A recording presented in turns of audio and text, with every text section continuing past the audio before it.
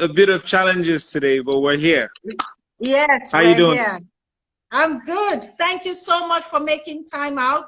I always say this. We had actually done all of the intros, and I had told people about who we're talking to and what is in store ahead for us. So I'm just going to dive right into that. I'd like to appreciate you for coming and also to wish you the best. You just told me about your wife. I hope she's well. I see that she's also signed on as well. Yeah, she's So fine. Thank you. she's fine. Thank you. That's good to know. All right. So without wasting too much time, let's go right into it. We introduce again once again, Mr. Banky W. Hi. And Hello. you are a singer, you are a songwriter, a rapper, an actor, a producer, an entrepreneur, a philanthropist, and a politician. I think you practically touched it all, haven't you? I guess so. When you put it like that, I guess so. Let's start with take us into the journey of how you discovered yourself as Banky W. I know that I had done a bit of research, but I'd like to have, let's hear it from the horse's mouth. What did the journey start off like before Banky W was born? How I discovered myself, in general, Yes. yeah? Okay. Yes. So I actually, for me, it started when I was much younger. I found that at a very early age, I was into a few things. I was into music, I was into drama, I was into public speaking. I was the kid who had a lot of interest in a lot of different things. And I always tell parents when I have the opportunity to speak to them now that our job or your job as parents is to help your children discover what their dreams are and go after them, as opposed to trying to force them to live the dreams that you have for them. And I was very fortunate that at a very young age, my parents, like my mom and my dad, kind of really discovered that I was into certain things. And actually, the same thing happened in school. So my mom actually got together with my teacher. In fact, I'll tell you a very quick story. When I was on my first day of secondary school in JS1, my Okay. English teacher had given us a writing assignment to say, oh, write a creative story on this topic. And so I went home and wrote that assignment and brought it to school the next day. And he couldn't believe that a JS1 student wrote that. So he thought that I had stolen the story from somebody, or I had an older sibling write it for me. So of course, Right. young first day of secondary school, I go home very upset. I'm crying that my teacher is accusing me of copying my homework. And so the next day, my mom came to school, and I didn't know this, but she went and spoke to the teacher and said, hey, my son is very creative. He sings, he writes, he acts, he's always into one thing or the other, and I don't know what I'm supposed to do as a parent. That in fact, if he doesn't believe, he should call me into his office and give me another writing assignment on the spot, because I'm always writing or singing or doing something. And so my teacher actually called me into his office and gave me another assignment during my lunch break. And he said that the second story that I wrote in 40 minutes or so during lunch was better than the one that he didn't believe a child could write.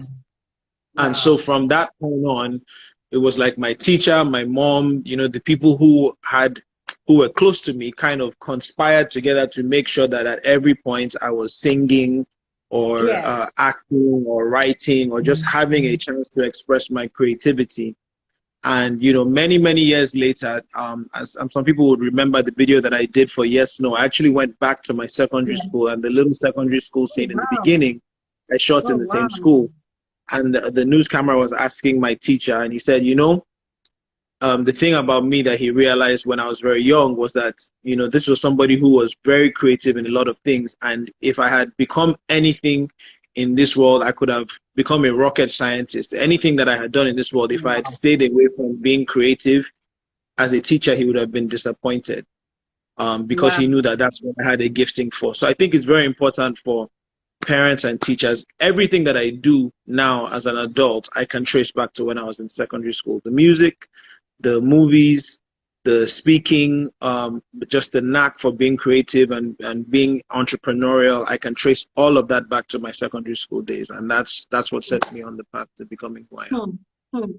So So when teachers you have an left, amazing job, and that's actually why I work with Teach for Nigeria. I don't know if you know of Teach for Nigeria, but that's why I support them wholeheartedly, because I believe that teachers and parents are so instrumental into what kids become.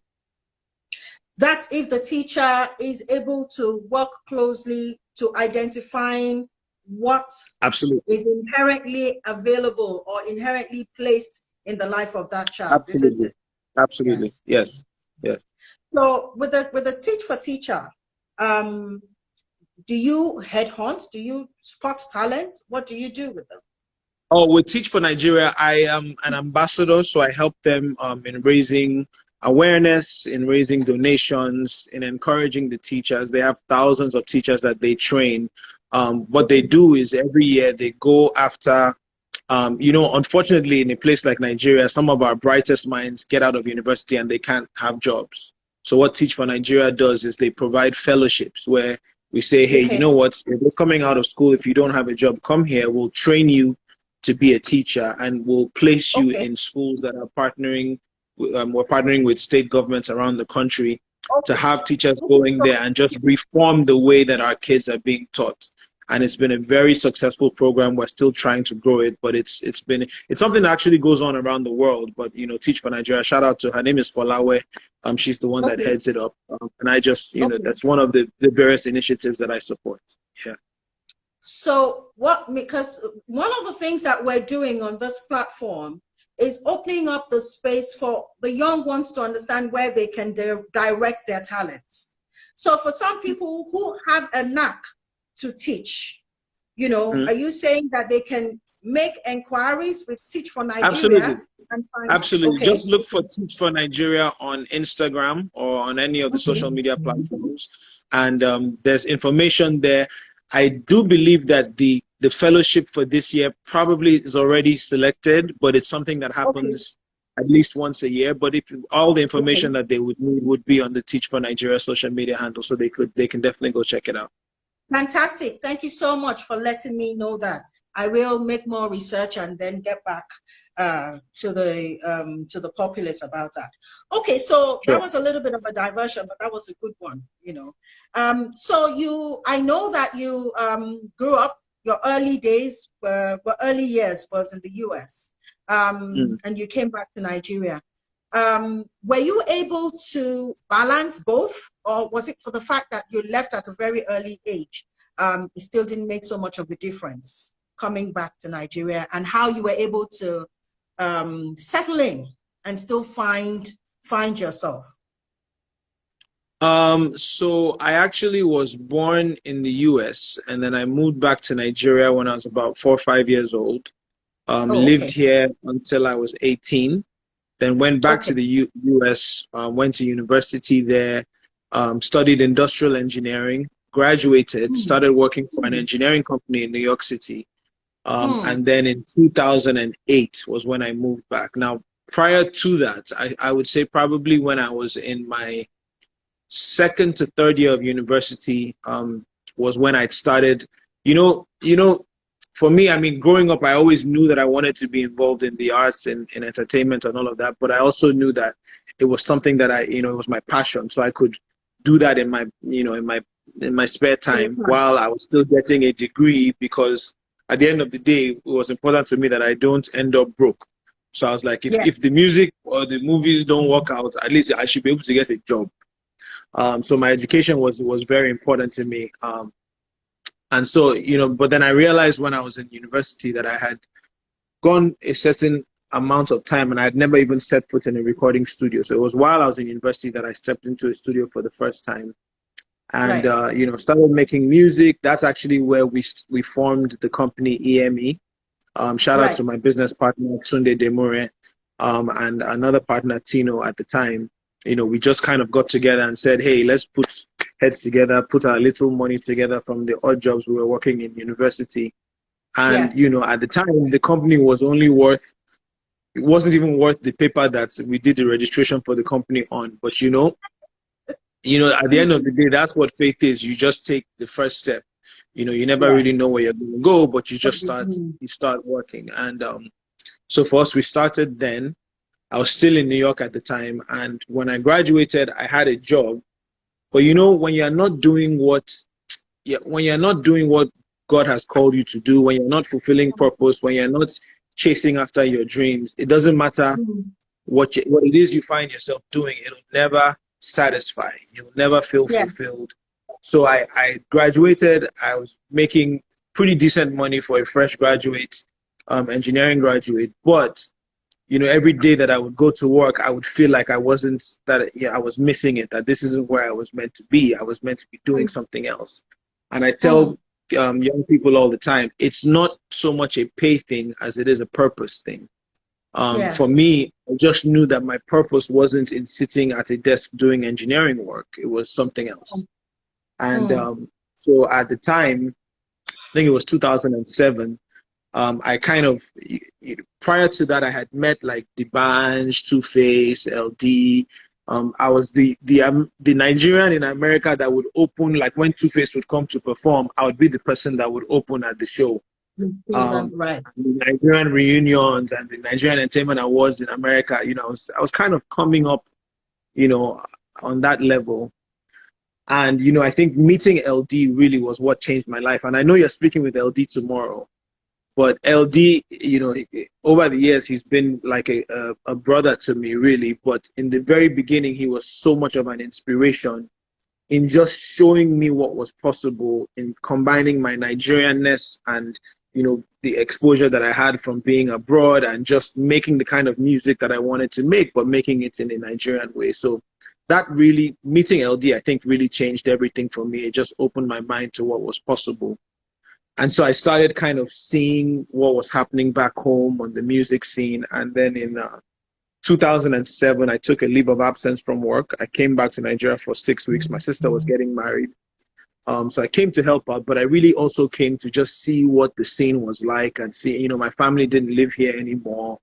So I just wanted to know, is it possible for me to even make it work? Would I fit in? Can I find a way to make the scene work for me? And in 2008, I went back to Yankee and I just, you know, I had a conversation with my folks and I said, you know, I've gotten my bachelor's degree in engineering and, you know, I'm not yet married. I don't have any children. So if I'm ever going to take a risk where I chase after really who I feel like I was meant to be, then this is the time, you know, and at least let me do it and know that I've tried. And if I fall flat on my face and it's not going to work, then I'll come back, I'll get my master's, I'll get another job, you know, I'll pick up the pieces. But I don't want to go through life thinking, oh, I could have, you know, I should have, I could have tried, or maybe, you never know. And at that point, I got their blessing. So Valentine's Day, I'll never forget, Valentine's Day 2008. I bought a one-way ticket, quit my job, my very great job in engineering, and I flew back to Lagos. I moved in with my Tunde, who's my business partner in EME. His older brother, Shegun, was here. So I moved into the roof of his house, into the attic of his house. And, you know, and I moved back to Nigeria and I said I was going to give it a shot. And that was the second best decision I've made as an adult. The best decision I've made, of course, is finding Mrs. W. O'Shea. Yes, you know that. That is such an inspiring story. But I'm going to be a little bit hard. And I would say that I think that the landing was a bit soft for you, wouldn't you say? Well, here's the thing. I think that on the one hand, it was quote unquote soft because I had a roof over my head. And I had, you know, food on my table, courtesy of this older brother figure who was kind enough to do that for me. Without taking up too much of the time here, I don't think that, you know, I think that, you know, if you look at it that way, yes, it was fantastic. And I'm so grateful to God that God used him to kind of give me a chance to stand on my feet. Yeah. With that being said, not to list off a list of trials and tribulations, I'm the same person who God has helped conquer cancer 3 times. I fought a battle with skin cancer 3 times, and I'm still standing. Praise God. I'm the same person that a year and a half, not even a year and a half, barely a year into being here, I got quote unquote kidnapped by armed robbers. And that's a story. I mean, if I start telling you that story, we can take up the rest of the time here. But you know, I had my lumps. You know, at that point, you know, he was kind enough to give me an old kind of extra car that he had, and that car used to break down in every major road in Lagos. And I had spent everything I had in that first year on videos, on photo shoots, and I wasn't making a dime. And you know, in the entertainment business, fame comes way before fortune. Yes. So people start to know your face before there's any money in your pocket, and fame is expensive. So it was a very difficult time for me. And then I remember on the 31st of December 2008, going into 2009, I went to church to pray in the new year, like my mom always taught me. And you know, when you go to church and you're like almost depressed, so you're really praying and leaving it all at the altar that God, this thing has to work. You know, you write down your prayer points in the Bible that's this year my music will take off, and this, and you know, and I really thought that, okay, I'm just gonna lay it all here and just pray for God to help me, because I was spent out, I was broke, I was depressed, nothing was working. And then on leaving church, I got kidnapped by armed robbers. So at that point, it was just like, you know, and then all the things that people have told you about, oh, you shouldn't go back, and, you know, it's not safe, and you know, you can't walk, and they won't like the kind of music you do. All of those things start to play in your mind, and you start to blame yourself that, man, you know, it's me with my strong head that decided to come and suffer myself like this. But you know, not to cut a long story short, I think that what sometimes separates those who become great from everyone else, and from those who don't, or from those who don't see their dreams come true, is just the ability to hold on a little bit longer. It's just the ability to say, you know what, I've tried it this way, maybe it didn't work, maybe I can try it another way. Just holding on a little bit longer. I remember after I got robbed, actually, my car that used to break down everywhere, the caretaker in the house, his son took the car, scaled over a gutter, and crashed the car into a neighbor's wall with a NEPA pole on top of it. This is after I'm already broke. This is after I've spent everything I have, and the music is not working. So I really couldn't have been more depressed at that point in time. Even when I had cancer, I wasn't as depressed, because cancer, I always felt like there's nothing I could do about it anyway. So if it came, God would take it away. But this one, I felt like, man, with my own decision making, I'm the one that had 2 heads to come here and do it. And now look where my life is. But you know, like I say, sometimes it's good to hit rock bottom, because then you know that there's nowhere else to go but up. And so if somebody else is out there that's listening and you are hitting rock bottom today, that as long as you're alive, you live to fight another day, and things can still turn around. Yes, but that's the reason why I chose that question right after you said that, was for you to relieve the hard times. So people can understand when they go on that narrative to say, oh, you know, he was from a privileged background. Oh, you know, he was out of the country. He came in, everything seemed smooth and dandy. And, you know, he came into town and everything was all ready. It's nice to hear those tricky and the sticky moments, so that people can relate to it. People can see that there is no way that it is sunny all through. There's always hiccup. There's always a place, no matter how. The only thing is that we're not what we go through. It doesn't show on our faces. But that doesn't mean that each person does not have his moment or her moment and journey of turbulence and trying to reach the land, the promised land. So you went through your promised land. And from what I have studied, you started off from being a singer to becoming an actor. And then you became, or you, from a singer, you became a producer.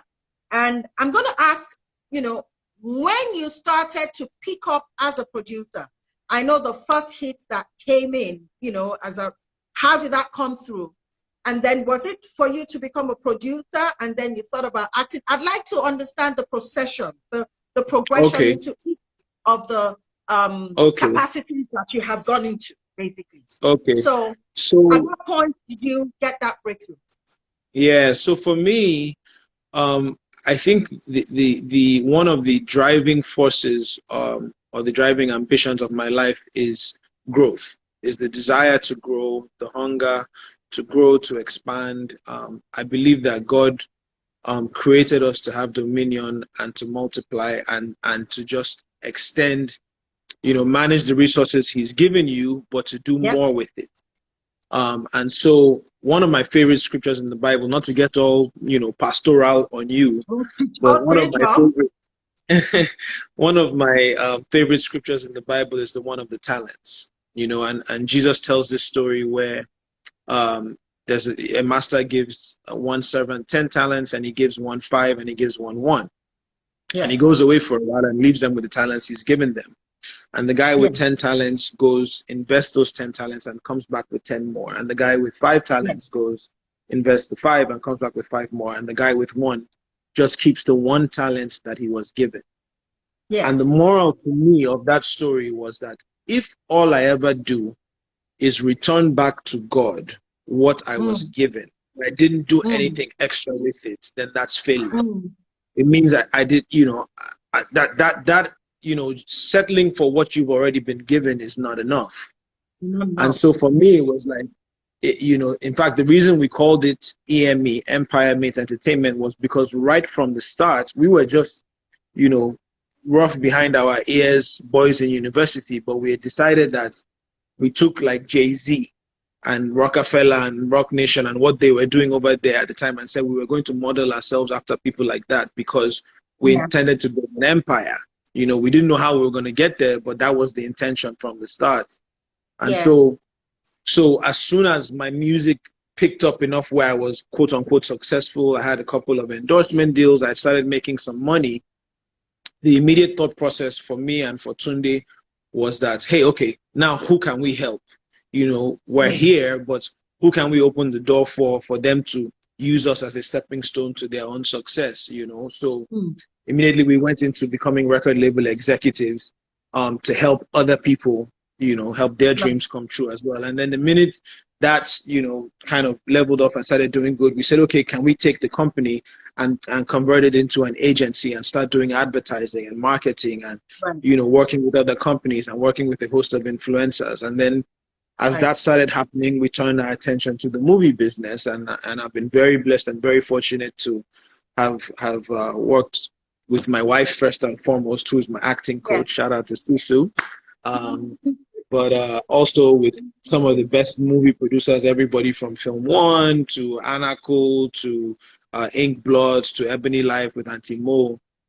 So we turned our attention to the movie business, and we've, you know, Wedding Party, we've done Up North, we've done Sugar Rush, and it's like that's what it's about for me. It's about saying first two things. One, can you create more success? But then also true greatness, and I say this all the time, true greatness is not just about what you can get, but it's also about what you can give. And for me, you know, it's funny, if wealth was the key to happiness and fulfillment, then you wouldn't have so many billionaires that commit suicide. So again, it's not a money thing, it's not a pay thing, it's a purpose thing. It's a what can you do that is greater than yourself? You know, what can you be a part of? Can you be a part of somebody else's success story? Can you give back to society? Can you get involved in some community service? Can you support some charity initiatives? What can you do that is more than just, oh, my success, my journey, my art, you know, what God has given me? And again, it goes back to that parable of the talents. That's the mission, that's the job, that's the responsibility. When you've been blessed with talents, you've been blessed with success, you've been blessed with the following, you have to use it for a cause that's greater than yourself. And I think that's really where happiness lies. That's where fulfillment lies. Greatness is not just what you can get, it's what you can give. When you die, God forbid, that will be a long time from now. You're not going to take your car with you, your house with you, your bank accounts with you. It is what you deposit in other people that will live on. So that's what I try to do. Yes, greatness. So you became a producer and then you went into acting. Yeah. Right? Okay. And so at what point did the politics come in? What gave birth to the desire? Was it also in line with wanting to give? Yeah, yes, it was. So with politics, I think people who've kind of paid attention over the years would know that I've always tried to use my voice and my following and my platform to kind of push for a better country. And so as far back as my first year here, I was involved in Light Up Nigeria. I was involved, and I'm still involved with Enough is Enough. I think every major protest over the last 10 years, I've been involved in or at the forefront of everything from, like I said, Light Up Nigeria, Occupy Nigeria, RSVP, the Register to Vote campaigns, because I believe that all of us have a part to play in the country that we want to see.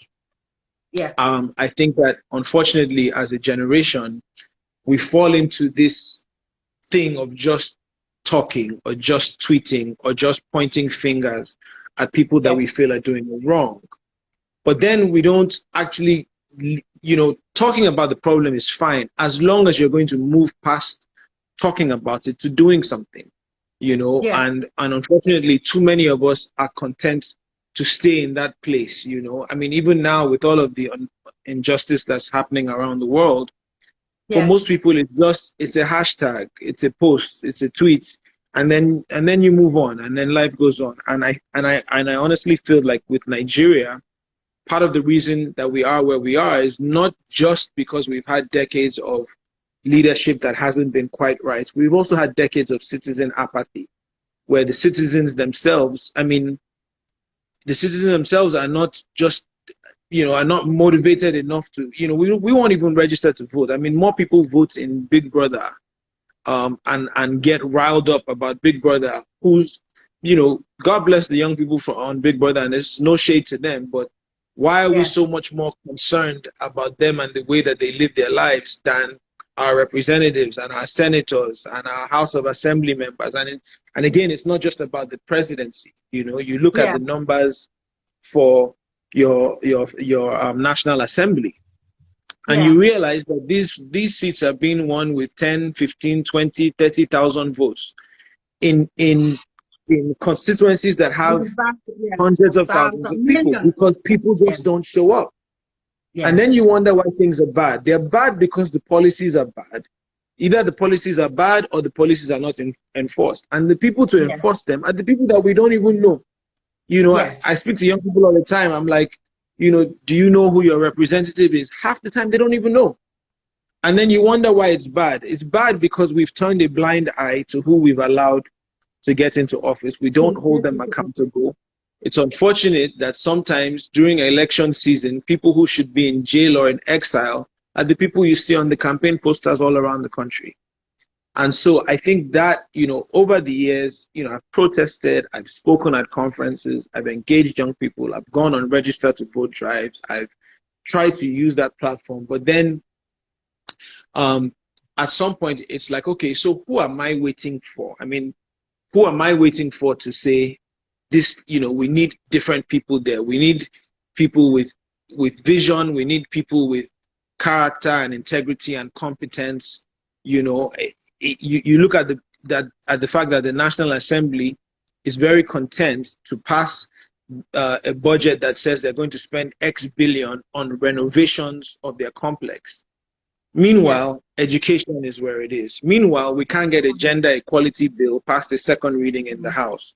Meanwhile, our health care system is where it is. So for me, it's just, at what point do I say, man, even though I know I don't have the structure or the finances that it takes, I need to to do what I can to plant the seed that will hopefully get this generation to care again, to rally again, to get involved again, just to prove to them that it's even possible for us to punch above our weight, for us to try, you know. And so that, for me, that's what the campaign was about, was just kind of laying it all out there. And you know, campaigns, I mean, for people that don't know, it's a grueling process. It is especially when you're not in any of the major parties with the, you know, the financial backing of anybody like that. It is a process that drains you financially, emotionally, physically. Your family pays the price. It is a tough thing. But I look throughout history and I realize that everybody who changed the country or changed the world, you know, there was somebody that had to sacrifice. There was somebody who had to stick their neck out. There was somebody who had to give up a lot. You look at the Rosa Parks, you look at the Malcolm X's, the Martin Luther King, some of them paid with their lives. Look at Mandela, he spent, you know, all of that time in jail. And at least God was not asking that of me. It wasn't like I needed to give up my life or do significant jail time.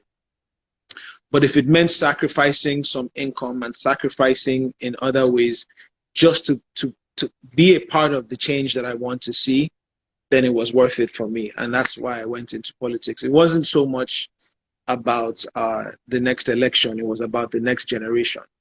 And hopefully we've planted that seed, and you know, we'd like to see and you're seeing fruits of it. The generation is stepping up, and we'll see what happens in the near future. But we hope that we're able to do better. I want to.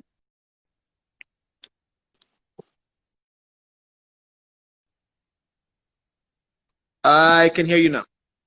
Okay, I want to believe that you have started a reorientation of the mind.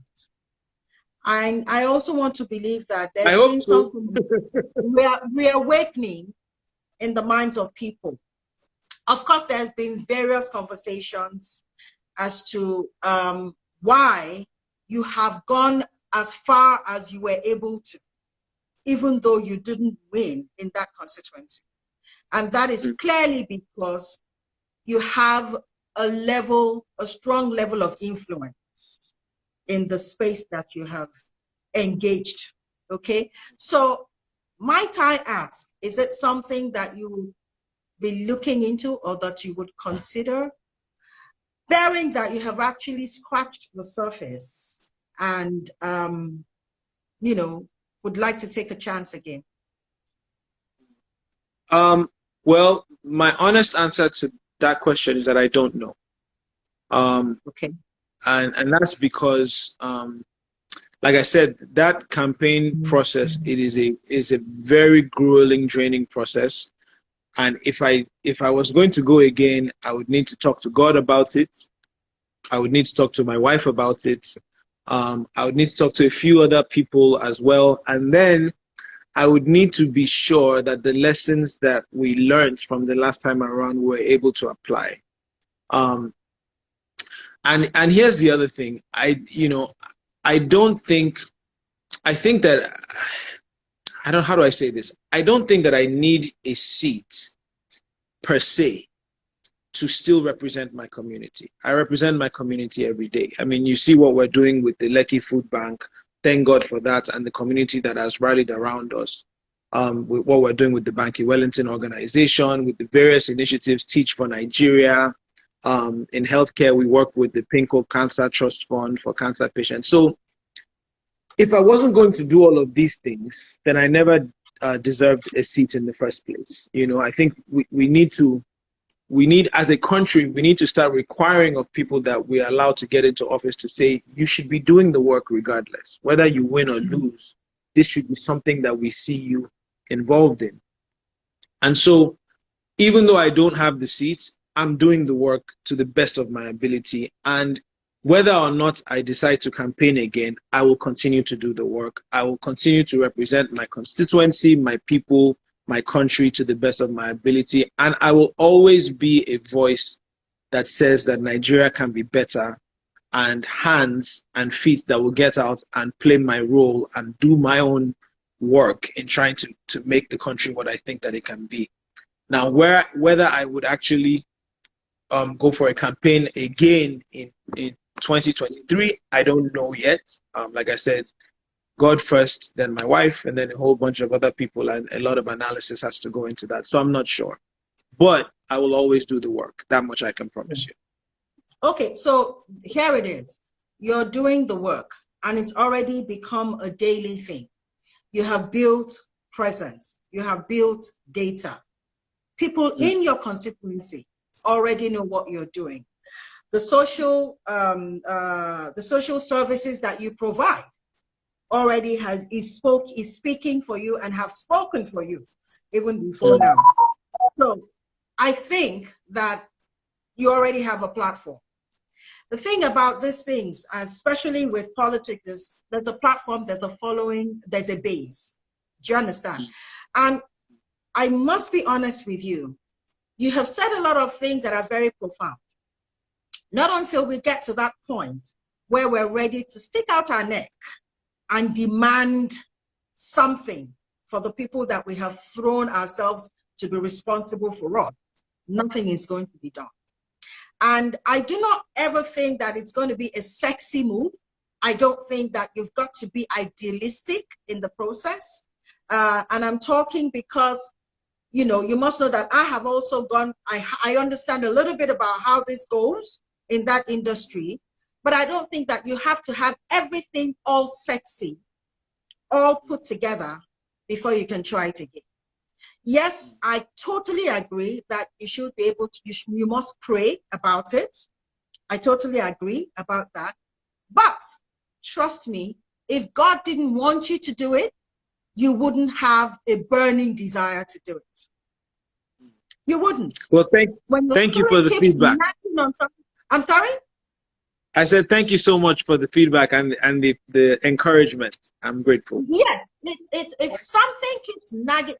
Take, for instance, the time that you were in the US and you started EME with your friends and you had that word with your parents and said, I'm going to take a chance.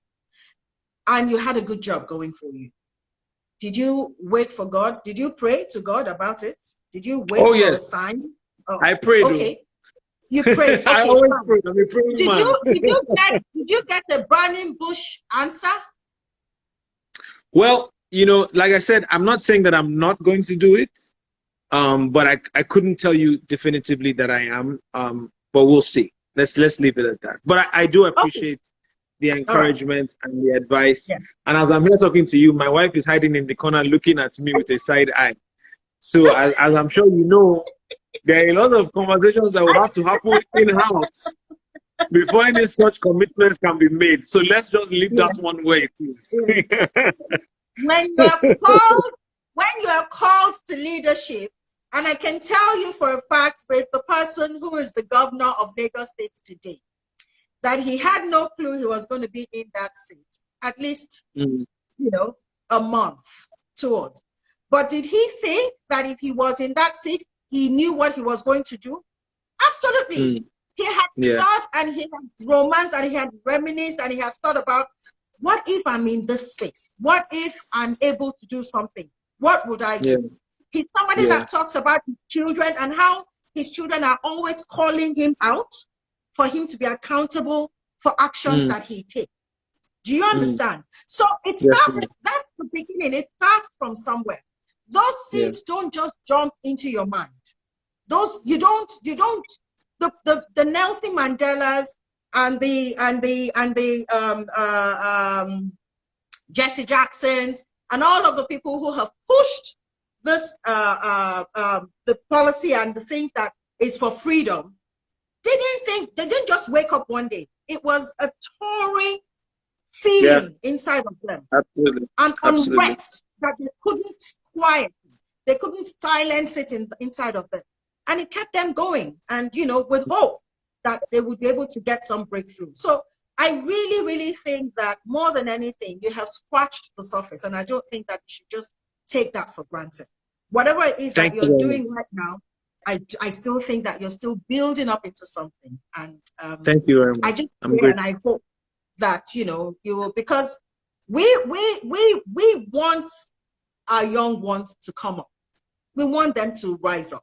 We want to have a mind orientation, because I think it starts from the mind, really. Sure. It's easy for us to call out the government, but we forget that we are the government. We are the governed. Sure. Whatever it is that we're allowing within our communities, when we allow slips through the cracks within our community, we will do the same when we get up there. So if we do not become the ethical and the virtuous and the righteous one in our little Jerusalem, then why are we calling out the big ones? Absolutely. Okay?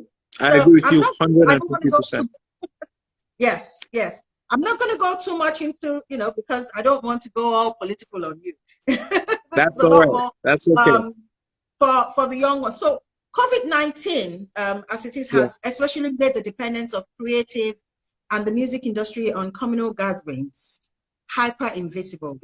There's nothing we can do. It seems like a real clampdown. What changes should the people the novices, what changes do you think they would expect? What do they expect to see?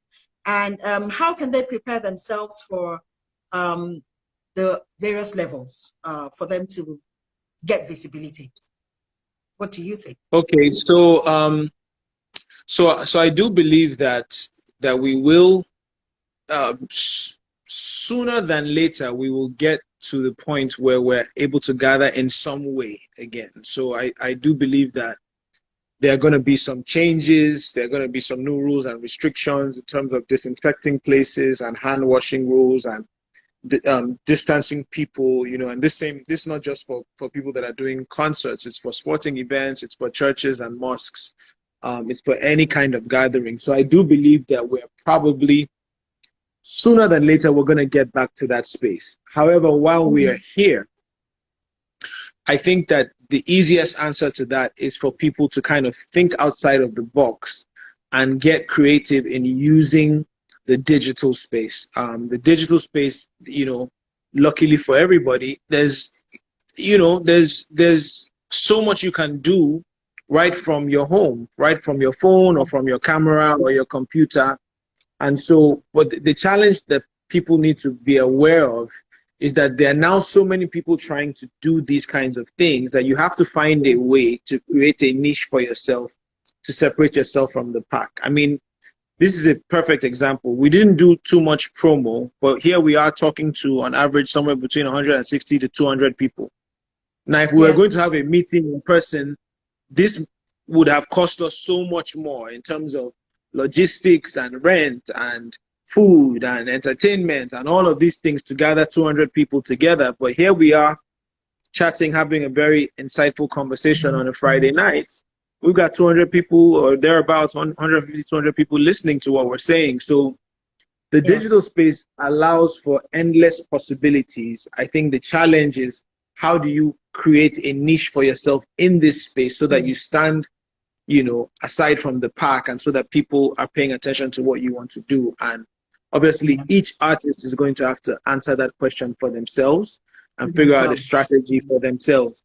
But for those that do, I think will benefit greatly from it. If you can figure out a way to be relevant digitally and to separate yourself from the pack digitally and take advantage of the platforms that there are online. I mean, the digital space basically killed the Alaba market in Nigeria.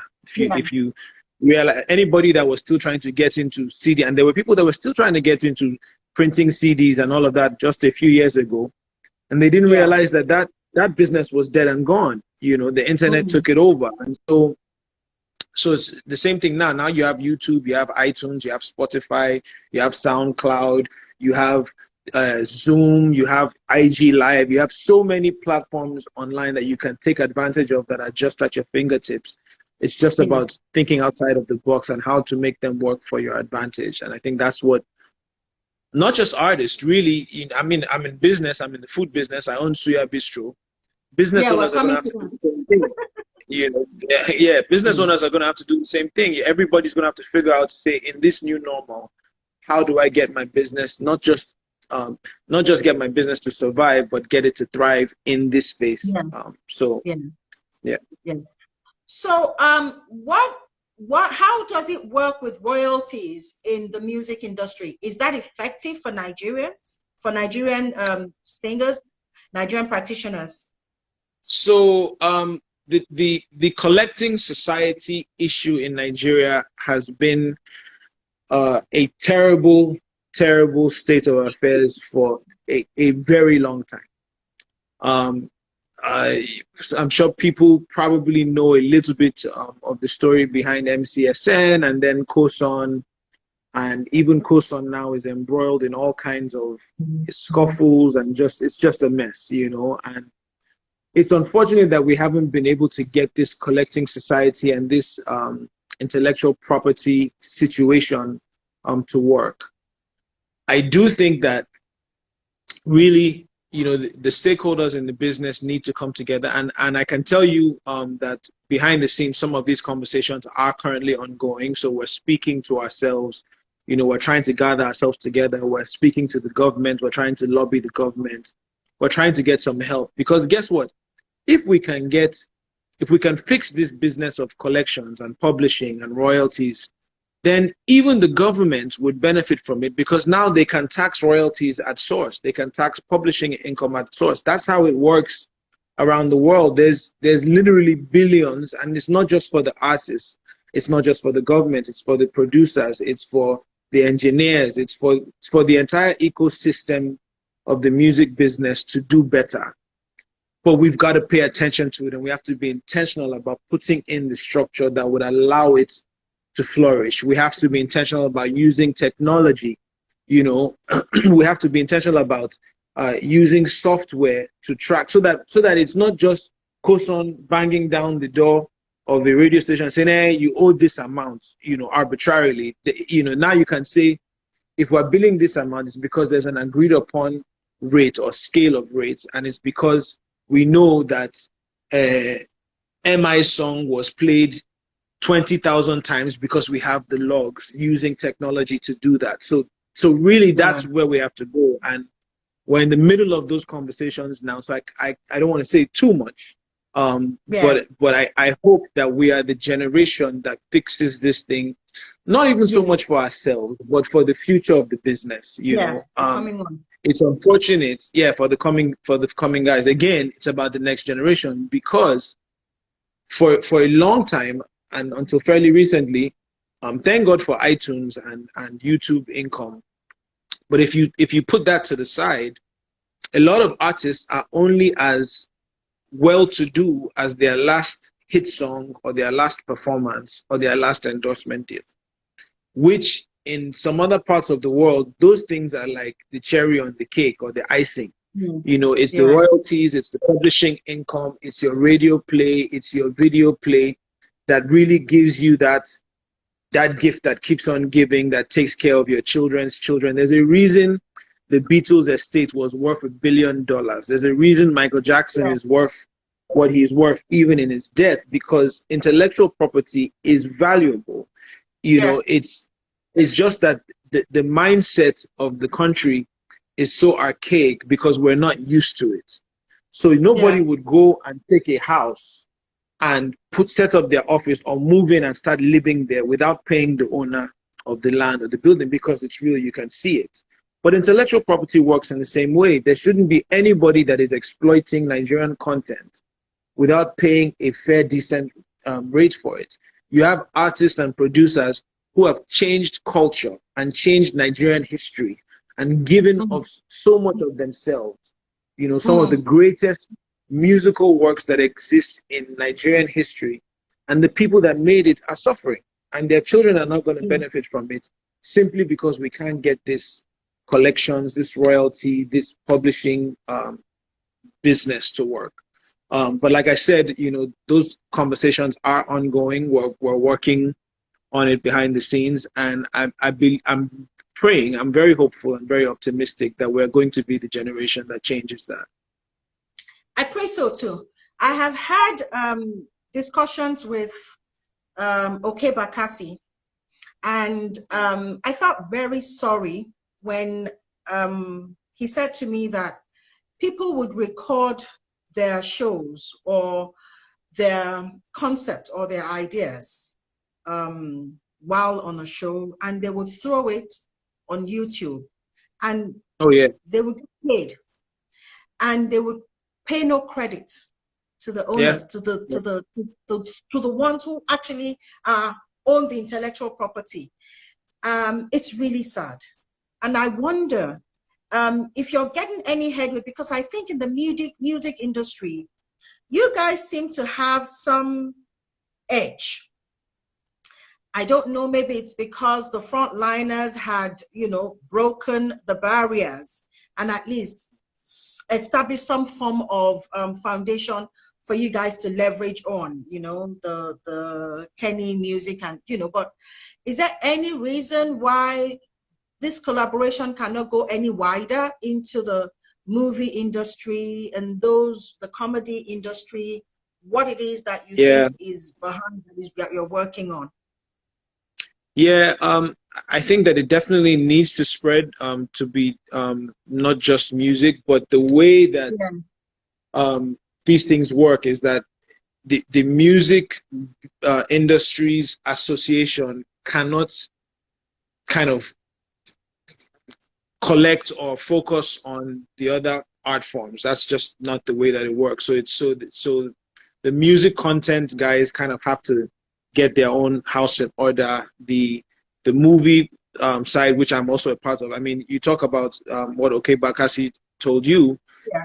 Pretty much for every major film that we've put, while it's in the cinema, you'd be driving in traffic and you'd see bootleg CDs of your film that you spent, 50 to 100 million naira to make, and you're just hoping to make enough to pay all the distributors and all the cinemas and recover what you've spent and give a back end to your actors so that you and still make enough profit that you can turn around and do it again. And then, you're driving in traffic and you see the same film right there, or you see, bad, darkened copies of it, bootleg copies of it on the internet. And, it really is heartbreaking. But, it's sad that that's the culture that we've had in the country for so long, just this idea of bootlegging and this idea of nobody's really paying attention to what the damage that they're doing in the bigger picture. Nobody's paying attention to that. They're just focused on, let me hustle this movie or these CDs and just, put some food on my table. So it is a systematic problem. It's a deep-rooted problem.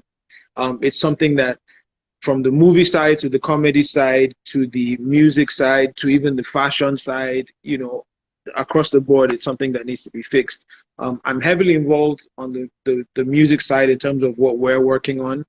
On the movie side, I'm not really, I'm still kind of a novice. I'm still very new in the movie business, but I do think that, we do need to come together and we do need to lobby the government. We do need the government's involvement because a law is only as good as if you enforce it. Exactly. And sometimes the laws are good, but just the enforcement of that law is where the issue is. So, but I believe that, with enough interested stakeholders, we'll get there. In movies, music, comedy, all across the board, we'll get there. Okay, so one of the things, before we quickly wrap up, I'd just like you to just touch on this. One of the things that usually sparks conversation in the music industry is artist ownership, especially as a producer. How do you hinge? How do you track? And how do you establish ratio of, remuneration or benefits for artist ownership? I mean, we know about the issue of the case Daniel. There was a recent one with one of the P Square brother. Yes, yeah. So, what are your thoughts about it? My thoughts are very simple. I think that even if you're a new artist, it's very important for you to get a lawyer and review the contract paperwork. I think that that's something that a lot of artists especially in that beginning phase, you're not really paying attention.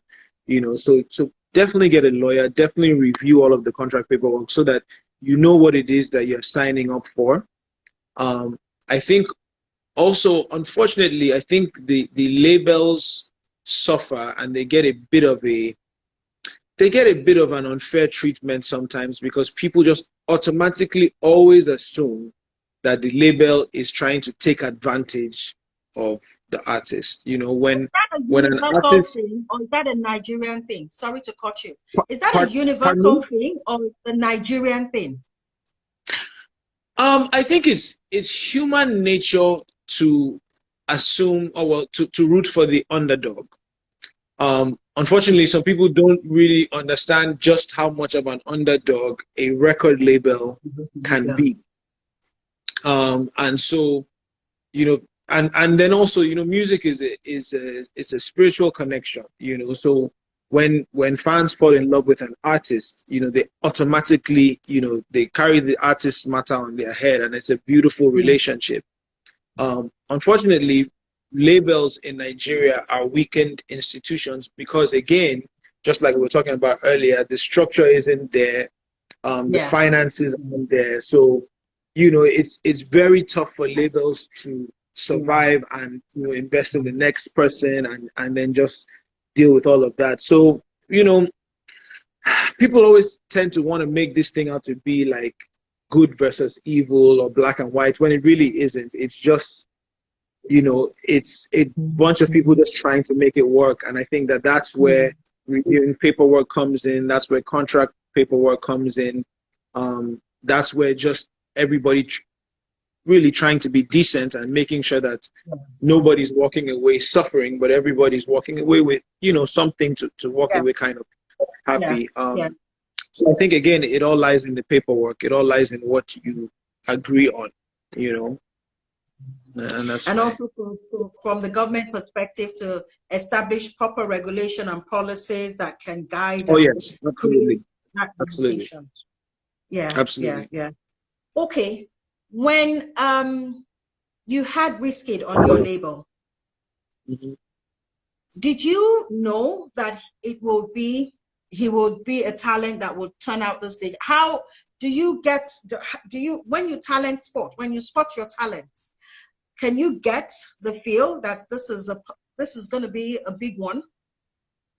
Um, well, with Wiz, I definitely knew that he was going to make it, and I believed very strongly in that. In fact, I believed so strongly in it that that's why we named his first album Superstar, because we felt like right Okay. off the bat, you know, he deserves to be a superstar. And I think for every label owner, really, you have that optimism and that hope and that prayer about everybody that you work with, that, man, you know, I hope Okay. this I'm going to have artist or this producer. 20 seconds. It's going to go off in it. Can we Okay, just round and then start off, just do a few minutes into the next. so should we log out? Yeah, let me end this and then log back in again. Okay, all right.